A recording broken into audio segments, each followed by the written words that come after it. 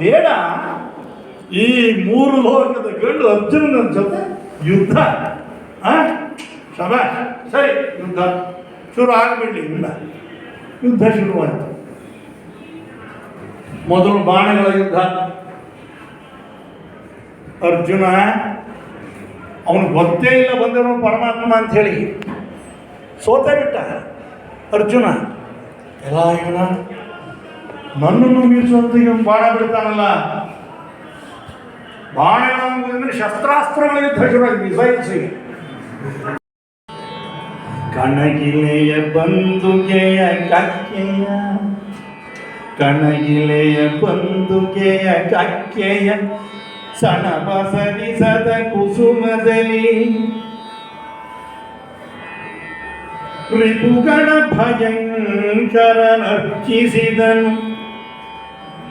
ರಿಪುಗಣ ಭಯಂಕರ ಅರ್ಚಿಸಿದನು ಅಂಧಾಸುರಾಂತಕನ. ರಿಪುಗಣ ಭಯಂಕರ ನರ್ಚಿಸಿದನು ಅಂಧಾಸುರಾಂತಕನ. ಜೊತೆ ಯುದ್ಧ ಯಾಕೆ ಮಾಡಬೇಕಾಗಿತ್ತು? ಅಯ್ಯೋ, ಅನ್ಯಾಯವಾಗಿ ಆಯ್ತಲ್ಲ ಅಂತ ಸಂಕಟಪಟ್ಟು, ಇಲ್ಲ ಇನ್ನು ಸೋಲಿಸಲೇಬೇಕು ಅಂತ ಹೇಳಿ ಮರಳಿನಲ್ಲಿ ಲಿಂಗವನ್ನು ಮಾಡಿ ಅಂಧಕಾಸುರ ವರ್ಧನನನ್ನು ಪ್ರಾರ್ಥನೆ ಮಾಡಿ ಹೂವುಗಳನ್ನೆಲ್ಲ ಇಟ್ಟು ಪೂಜೆ ಮಾಡಿ ಶಿವಾಯ ನಮಃ, ಶಂಕರಾಯ ನಮಃ, ಮಹೇಶ್ವರಾಯ ನಮಃ, ಪಿನಾಕಧರಾಯ ನಮಃ ಅಂಥೇಳಿ ಅಷ್ಟೋತ್ತರ ಶತನಾಮಾವಳಿಯಿಂದ ಪೂಜೆಯನ್ನು ಮಾಡಿ ಭಕ್ತಿಯಿಂದ ಪ್ರಾರ್ಥನೆ ಮಾಡಿಕೊಂಡು ಪರಮೇಶ್ವರ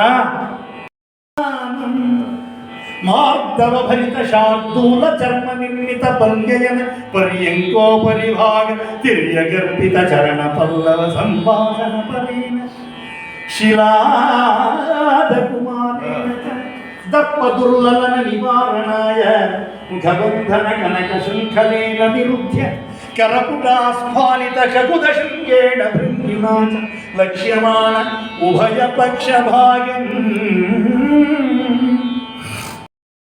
ದೃಢ ಮುಷ್ಟಿನಾಚ. ಮಾತಿನಿಂದ, ಬಾಣದಿಂದ, ಬಿಲ್ಲಿನಿಂದ, ಮುಷ್ಟಿಯಿಂದ. ಯತ್ತೇ ಚತುರ್ವಿಧಮಕಾರಿ ರಣೇ ತದಾಗಹ. 4 ರೀತಿಯ ಪಾಪವನ್ನು ಮಾಡಿಬಿಟ್ಟಿದ್ದೀನಿ ಭಗವಂತ, ಅದನ್ನು ಕ್ಷಮಿಸುತ್ತೇವೆ. ಯತ್ತೇ ಚತುರ್ವಿಧಮಕಾರಿ ರಣೇ ತದಾಗಹ ಕ್ಷಂತವ್ಯ ಮಧ್ಯ ಭವತ ಕರುಣಾರ್ಣವೇನ.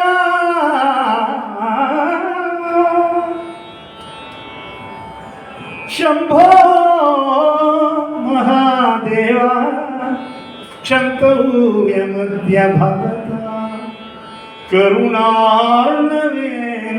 4 ರೀತಿಯ ಪಾಪಗಳನ್ನು ಕ್ಷಮಿಸಿಕೊಡು ಪರಮಾತ್ಮ, ಈ ಭಕ್ತರ ಪಾಪವನ್ನೆಲ್ಲ ಕ್ಷಮಿಸು ಅಂತ ಹೇಳ್ತಾ ಇದ್ದಾನೆ. ಆಮೇಲೆ ಕನ್ನಡದಲ್ಲಿ ಬಹಳ ಸೊಗಸಾಗಿದೆ. ಶಿವ ಶಿವ ಮಹಾದೇವಾಯನುತ ಮರುಗಿದನು ಕಲಿಪಾರ್ಥ. ಸಂಕಟ ಪಡ್ತಾನಂತೆ. ಆಮೇಲೆ ಈಶ್ವರ ಬಂದು, ಅರ್ಜುನ ನಿಂದೇನು ತಪ್ಪಿಲ್ಲಪ್ಪ, ನಾನೇ ಪರೀಕ್ಷೆ ಮಾಡೋಕ್ಕೋಸ್ಕರ ಬಂದೆ. ನೀನು ಸೋತಿರೋದು ಬೇಡನ ಹತ್ರ ಅಲ್ಲ, ಪರಮೇಶ್ವರನ ಹತ್ರ. ಯೋಚನೆ ಮಾಡಬೇಡ, ನಿಂಗೇನು ಬೇಕು ಕೇಳು ಅಂತಾನೆ. ಮರೀದ ಪಶುಪತಾಸ್ತ್ರವನ್ನು ಕೇಳ್ತಾನೆ. ಸಾಧಾರಣ ಮರ್ತೋಗ್ಬಿಡುತ್ತೆ. ಯಾಕೆಂದ್ರೆ ಪರಮಾತ್ಮನೇ ಸಿಕ್ಕಿದ ಮೇಲೆ ಇನ್ನೇನು ಬೇಕು ನನಗೇನು ಅನಿಸ್ಬಿಡುತ್ತೆ. ಪರಮಾತ್ಮನೇ ಸಿಕ್ಕಾಯ್ತು. ಊರ್ವಶಿಯನ್ನ ತಪಸ್ಸು ಮಾಡಿದರೂ ಸಿಗೋದಿಲ್ಲ. ಈ ಊರ್ವಶಿ ತಪಸ್ಸು ಮಾಡಿದರೂ ಕೂಡ ಇಂದ್ರಾದಿ ದೇವತೆಗಳೇ ನನ್ನನ್ನು ತಪಸ್ಸು ಮಾಡಿ ಪಡ್ಕೋಬೇಕು. ಅಂತಹ ಊರ್ವಶಿಯನ್ನ ನಿನ್ನನ್ನು ಪ್ರೀತಿಸಿ ನಿನ್ನ ಯುದ್ಧದ ವೈಖರಿಯನ್ನು ನೋಡಿ ನೀನೇ ನಿಜವಾದ ಗಂಡು ಅಂತ ತೀರ್ಮಾನ ಮಾಡಿ ನಿನ್ನನ್ನು ಲವ್ ಮಾಡೋಕ್ಕೆ ಬಂದರೆ ಅಮ್ಮ ಅಜ್ಜಿ ಅಂತ ಕರಿತೀಯನೋ.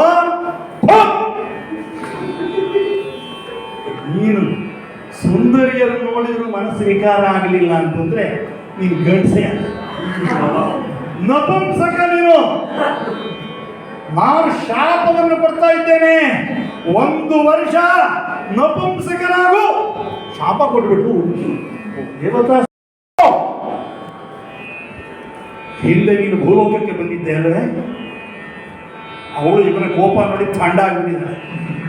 ಭೂಲೋಕಕ್ಕೆ ಬಂದಿದ್ದೆ ಅಲ್ವೇ? ಹೌದು, ಬಂದಿದ್ದೆ. ಯಾರನ್ನ ಪ್ರೀತಿಸಿದ್ದೆ? ಪುರೂರವನ. ಪುರೂರವ ಯಾರು? ಚಂದ್ರವಂಶದ ದೊರೆ. ಆ ಚಂದ್ರವಂಶದಲ್ಲೇ 8-10 ತಲೆಮಾರಾದ್ಮೇಲೆ ಹುಟ್ಟಿರ್ತಕ್ಕಂತಹ ದೊರೆ ನಾನು.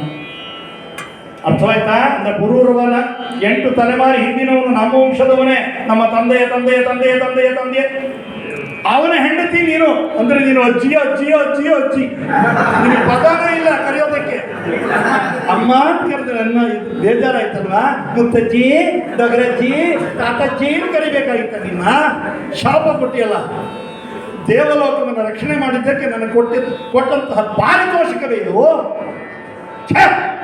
ಅಂಥೇಳಿ ಮುಗ್ಗುತ್ತಾನೆ ಇಂದ್ರನ ಹತ್ರ. ದೇವಲೋಕದ 1 ವರ್ಷ ಅಲ್ಲ, ಅಲ್ಲಿ 1 ವರ್ಷ ಅಂದರೆ ಭಾಳ ಹೆಚ್ಚು. ಮನುಷ್ಯ ಲೋಕದ 1 ವರ್ಷ ನೀನು ಪುಂಸಕನಾಗೋ, ಈ ಶಾಪ ನಿನಗೆ ವರವಾಗಲಿ ಅಂತ ಹೇಳಿ. ವಿರಾಟ ನಗರದಲ್ಲಿ ಡ್ಯಾನ್ಸ್ ಟೀಚರ್ ಆಗಿ ಅವನು ನಪುಂಸಕನಾಗಿದ್ದಕ್ಕೆ ಯಾರಿಗೂ ಕಂಡುಹಿಡಿಯೋಕ್ಕಾಗಲಿಲ್ಲ ಅರ್ಜುನ ಅಂತ. ಇಲ್ಲದೇ ಇದ್ರು ಅರ್ಜುನನ ಮುಖ ನೋಡಿದ್ರೆ ಗೊತ್ತಾಗಲ್ವೇ ಇಂದ್ರನ ಪುತ್ರ ಅಂತಹ ಪ್ರತಾಪಶಾಲಿ. ವರ ಆಗೋಯ್ತು 1 ವರ್ಷ. ಆ ರೀತಿ ಅರ್ಜುನಿಗೆ ಅಂದರೆ ಮಹಾತ್ಮರಿಗೆ ಶಾಪ ಕೊಟ್ಟರು ವರ ಆಗುತ್ತೆ, ದುರಾತ್ಮರಿಗೆ ವರ ಕೊಟ್ಟರು ಶಾಪ ಆಗುತ್ತೆ. ಈ ಕುಂಭಕರ್ಣನ ನೋಡಿ ಅವನು ವರ ಕೇಳುತ್ತಂದರೆ 6 ತಿಂಗಳು ನಿದ್ದೆ ಮಾಡೋ ಹಾಗೆ ಆಶೀರ್ವಾದ ಮಾಡುತ್ತೆ.